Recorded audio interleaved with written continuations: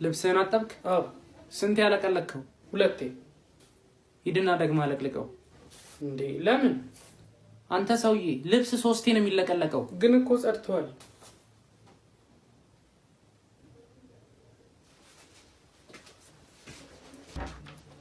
እንዴት ዋላችሁ? ወይ እንዴት ዋልሽ? በቀሉ ከየት ነው? ከቤት እንጀራ ጋግሬ። ኩይ በቀሉ የኔ ራሱ ረሳሁት።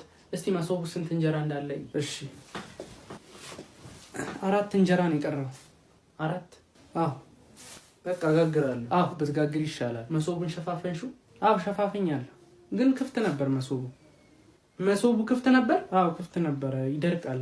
ሸፈን ብታረጊው ጥሩ ነበር። ወይኔ ይሄ ልጅ። ነገ ለቅሶ እንሄዳለና ተዘጋጂ። በቀል መጣ። አንዴ ትንሽ ደቂቃ ስጪ። መጣሁ።